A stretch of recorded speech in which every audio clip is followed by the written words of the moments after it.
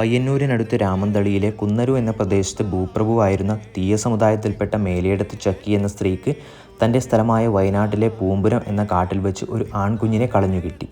അവർ അവന് കേളൻ എന്ന് നാമകരണം ചെയ്തു. സ്വന്തം പുത്രനെപ്പോലെ വളർത്തി ആരോഗ്യവാനായി വളർന്ന കേളൻ്റെ ബുദ്ധിയും വീര്യവും ആ അമ്മയിൽ സന്തോഷം വളർത്തി. അവൻ്റെ അധ്വാനശേഷി അവരുടെ കൃഷിയിടങ്ങളിൽ നല്ല വിളവ് കിട്ടാൻ അവരെ സഹായിച്ചു.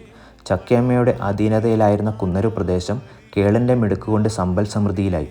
ഇതുപോലെ തൻ്റെ വയനാട്ടിലെ സ്ഥലവും കൃഷിയോഗ്യമാക്കണം എന്ന് തോന്നി അവർ കേളനെ വിളിച്ചു കാര്യം പറഞ്ഞു. അമ്മയുടെ വാക്കുകൾ അനുസരിച്ച് 4 കാടുകൾ കേളൻ മുക്കുറ്റിക്കാട്, മൂവരുകുന്ന്, നല്ല തേങ്ങ, കരിമ്പനക്കാട് ചേർന്ന പൂമ്പുരം വെട്ടിത്തെളിക്കാൻ പണിയായുധങ്ങളും തൻ്റെ വില്ലും ശരങ്ങളും എടുത്ത് കേളൻ വയനാട്ടിലേക്ക് പുറപ്പെട്ടു.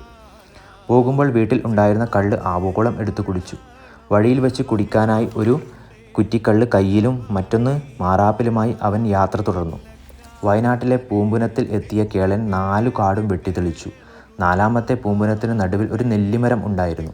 കേളൻ അതുമാത്രം വെട്ടിയിരുന്നില്ല. തുടർന്ന് കേളൻ പൂമ്പുനം 4ഉം തീയിടാൻ ആരംഭിച്ചു. കാടിൻ്റെ 4 മൂലയിലും 4 കോണിലും തീയിട്ടു. അതിസാഹസികമായി അതിന് നടുവിൽ നിന്നും പുറത്തു ചാടി. 2 കാടുകളിൽ നിന്നും അങ്ങനെ പുറത്തു ചാടി അവന് പിന്നീട് അതൊരു രസമായി തോന്നി. 3ാം പൂമ്പുനവും കഴിഞ്ഞ് നെല്ലിമരം നിൽക്കുന്ന 4ാമത്തേതിൽ അവൻ എത്തി.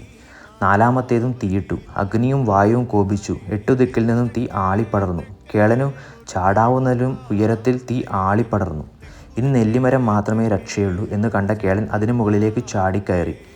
ആ നെല്ലിമരത്തിന് മുകളിലായിരുന്നു കാളിയും കാരാളിയും എന്നു പേരായ 2 നാഗങ്ങൾ വസിച്ചിരുന്നത്.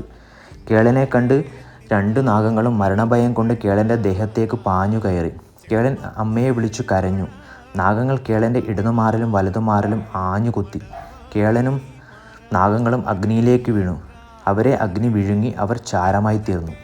തൻ്റെ പതിവ് നായാട്ടു കഴിഞ്ഞു അതുവഴി വന്ന വയനാട്ടുകുലവൻ മാറിൽ 2 നാഗങ്ങളുമായി വെണ്ണീരായി കിടക്കുന്ന കേളനെ കണ്ടു.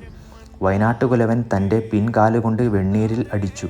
വയനാട്ടുകുലവൻ്റെ പിൻകാലു പിടിച്ച് കേളൻ എഴുന്നേറ്റു. മാറിൽ 2 നാഗങ്ങളുമായി പുനർജനിച്ചു. കേളൻ ദൈവകരുവായി മാറി. വയനാട്ടുകുലവൻ കേളനെ അനുഗ്രഹിച്ചു. ഞാൻ കണ്ടതുകൊണ്ട് നീ കണ്ടിനാറക്കേളൻ എന്ന് പ്രശസ്തനാകും എന്നും തൻ്റെ ഇടതുഭാഗത്ത് ഇരിക്കാൻ പീഠവും കയ്യിൽ ആയുധവും പൂജയും കൽപ്പിച്ചു കൊടുത്തു.